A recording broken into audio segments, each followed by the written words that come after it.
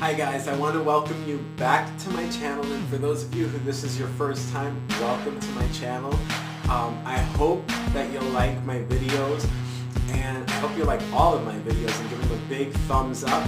I want you to go ahead while you're clicking away and hit that subscribe button, and go ahead and hit that bell next to it so you can receive notifications every time I upload a video. I normally upload videos every Tuesday or Wednesday of every week as I'm in school and I'm trying to finish a degree while I'm trying to find my path in life.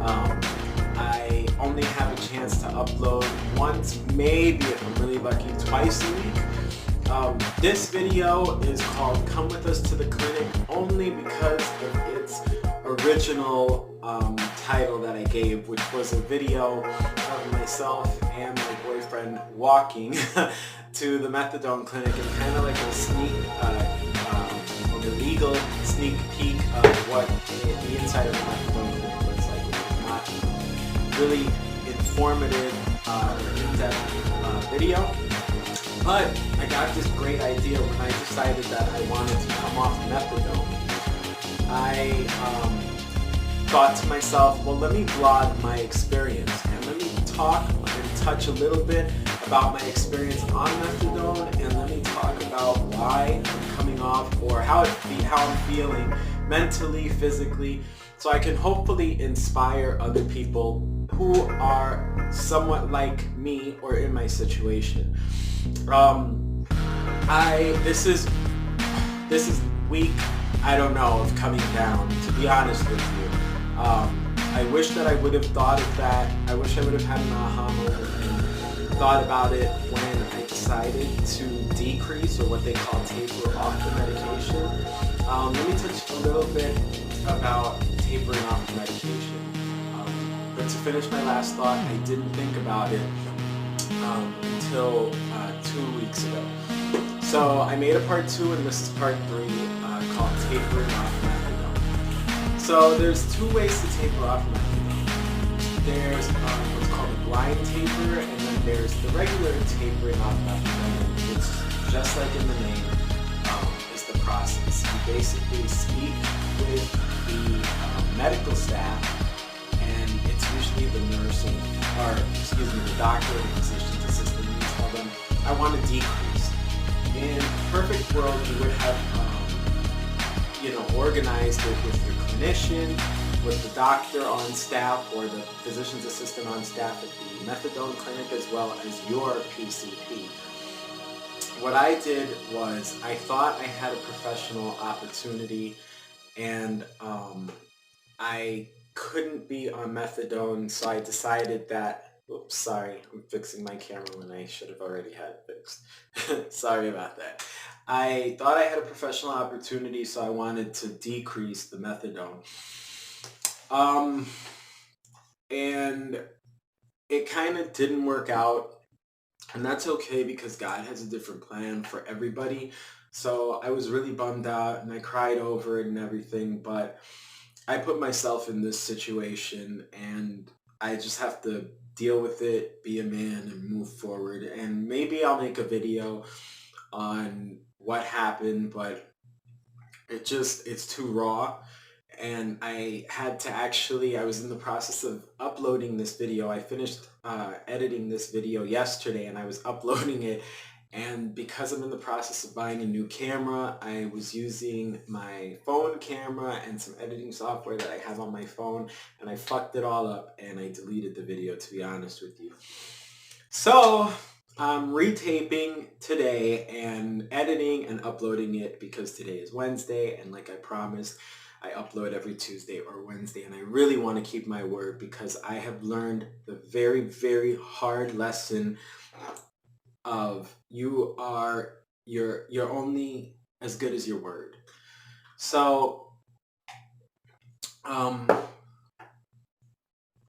really stressed out, but mentally I'm just stressed out because of the things that happened this morning. It was a slap in the face that I guess I needed, because I thought that I could hide.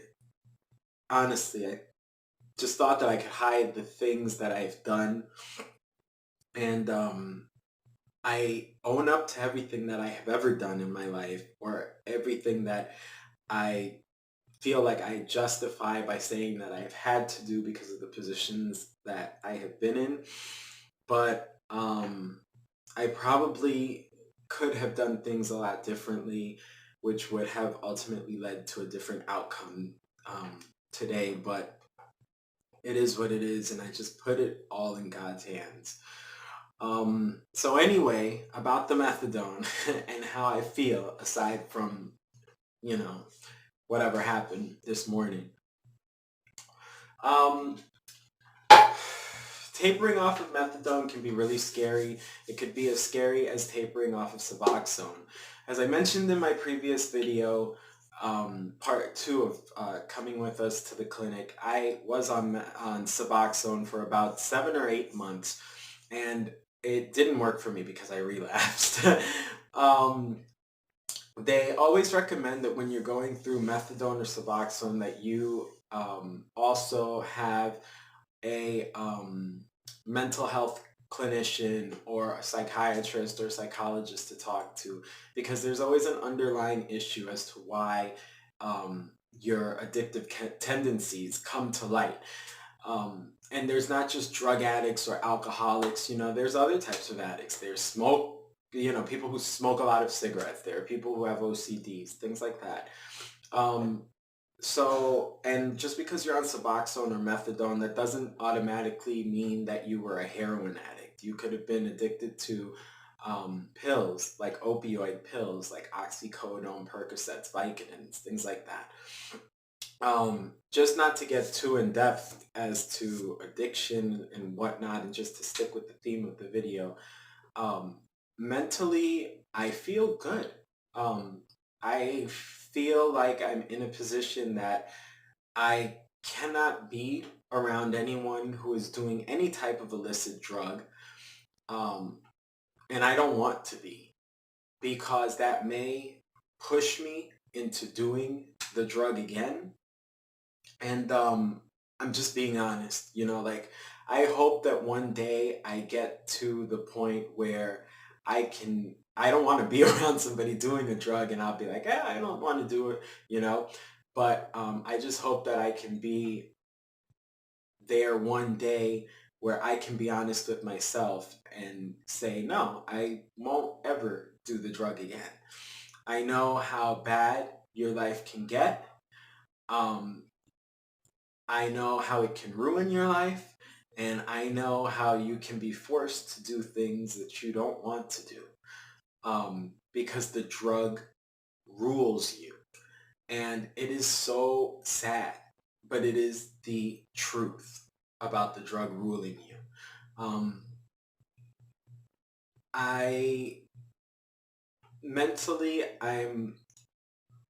I'm ready to get back out and work, but work more so in a creative environment and in a creative field, like making a lot more videos. I'm probably going to put my all into increasing my subscribers here on YouTube and making more videos on YouTube and vlogging almost daily. I want to do a wide variety of YouTube videos. I want to do story times. I want to do product reviews. I want to do real life videos like this kind of vlog, and vlogging about stuff that matters.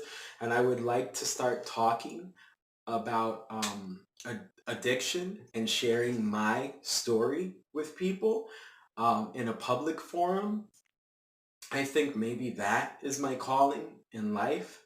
And I'm definitely a people person, and I love to talk, and I love people, and I always search for the good in people. So that's where I'm at mentally. I am physically, I have a lot of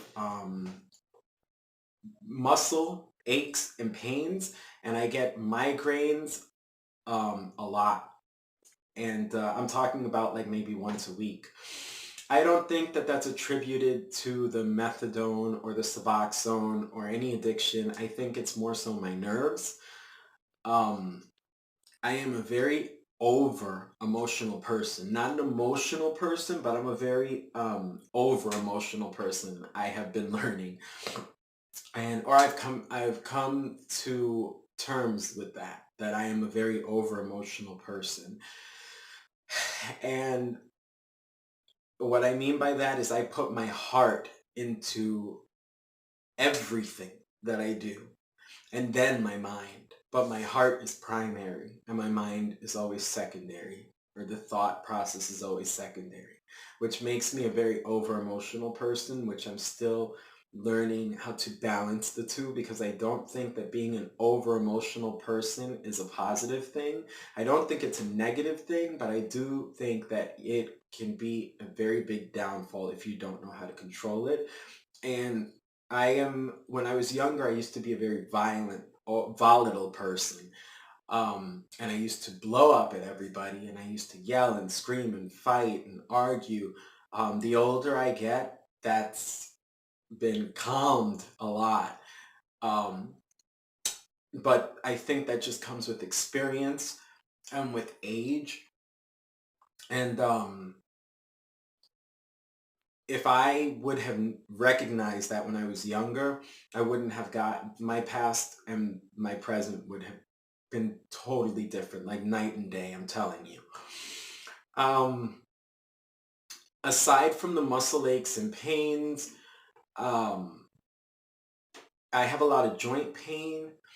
I am currently on what's called comfort meds. I'm on 300 milligrams of what's called gabapentin. That's a nerve medication. Um, and 300 milligrams is not a high dose, though it sounds like that. And I take one pill in the morning, one pill in the afternoon, and two at bedtime. I'm also on Klonidine, not Klonopin, but Klonidine, which is a blood thinner. It's a blood pressure medicine. And that is supposed to help as well with the withdrawal symptoms as I'm decreasing in the methadone. Also, the gabapentin is supposed to help. And from time to time, I don't take it like it's prescribed to me, and my doctor is well aware. I am prescribed hydroxyzine, which is in Benadryl, they have the antihistamine, and they have that thing that makes you sleepy. That's basically that. It's the thing that makes you sleepy. And if I have a hard time sleeping, it's also used for people who suffer from anxiety. And originally that's what it was prescribed for me, but it made me so sleepy at work and at school that I use it to sleep when I have a very difficult time sleeping, and it works for me. They don't prescribe freely anymore Ambien or Lunesta, because those are very habit forming. And because I have addictive tendencies, I am in agreement with my doctor. I'm staying away from all those types of medication. I don't want Vicodins, I don't want Percocets, I don't want Valiums, not that they prescribe it anymore. I don't want Oxys, I don't want hydrocodone or any, Tylenol 4, Tylenol 3. I don't want any of that. Um, if I have a migraine, I take ibuprofen 600. If it gets really bad, I take a medication called Topamax, which is like a medication for people who suffer from headaches. And I'm supposed to take that on the regular, but be forewarned that if you take Topamax for an extended period of time, it often causes the headaches that you were suffering from originally, and sometimes it'll even intensify it. So I have stopped taking that. But as far as current comfort meds that I'm taking the gabapentin, the hydroxyzine, and the Klonidine. Um, and I'm taking 0.01 milligrams of Klonidine, and the hydroxyzine, I'm just simply taking 25 milligrams. I also have a 50 milligram prescription, but usually the 25 milligram will do it. And gabapentin, Klonidine, and the hydroxyzine, all three are non-habit forming. And you can stop them at any time, and you have from somebody who has addictive tendencies, active addictive tendencies is what I nickname it. You can stop it quite easily. It's not like, oh, let me take a pill just to take a pill. You can stop it quite easily. Um, Aside from my PCP being on board with what I'm doing, and the physician's assistant and the physician at the clinic, I am also seeing a therapist. And the therapist is a really, really good idea, and I think people in general should have therapists because it helps your quality of life. It helps you get over a lot of hangups that you have. Just to speak with somebody that is very unbiased, doesn't know your friends, doesn't know your family, doesn't know you except for what you share. I have been seeing my therapist for I think 7 years, maybe 8 years, and I just had a breakthrough like 3 or 4 months ago. What I call a breakthrough, which is, I actually am motivated to do many, many, many things and better my life, not just sit and harp on my life or go there and talk and not do anything when I leave therapy. I I am I used to go every week. Now I go every month. I am working out again. I used to run 8 to 9 miles a day. I just got a new gym membership with my fiance, who was my boyfriend, who you see in all of the videos. His name is Lance.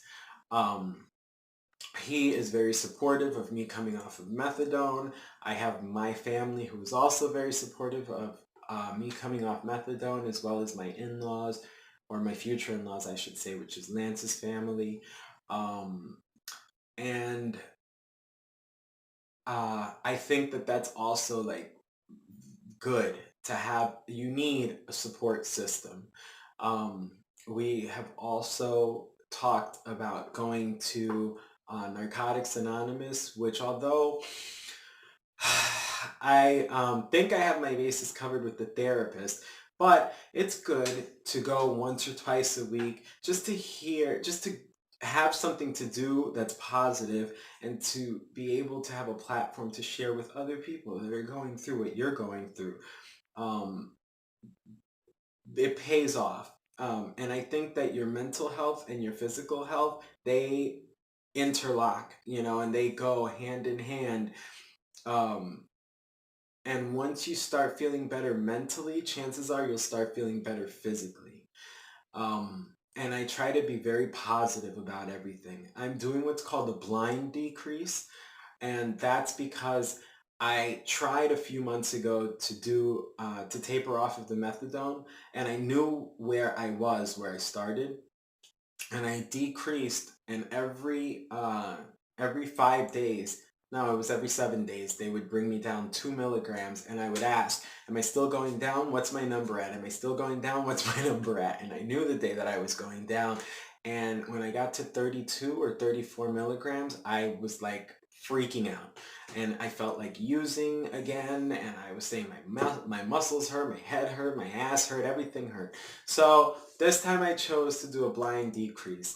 I set it up so I'm going down 3 milligrams every 4 days. I feel fine because I'm not thinking about it. You might be a little stronger than me mentally, and you might be able to do a decrease and know where you're at. That's fine. Different strokes for different folks. This is just what I had to do. Um, I just wanted to make this a weekly series because I think that if you're one of those people that you're wanting to come off of methadone, and you're wanting to taper off of Suboxone because you don't want to make that a forever thing. You don't want to be one of those people on there for 5 years, 10 years, 15 years, whether you're scared because of the long-term, long-lasting effects that methadone or Suboxone can do to your body.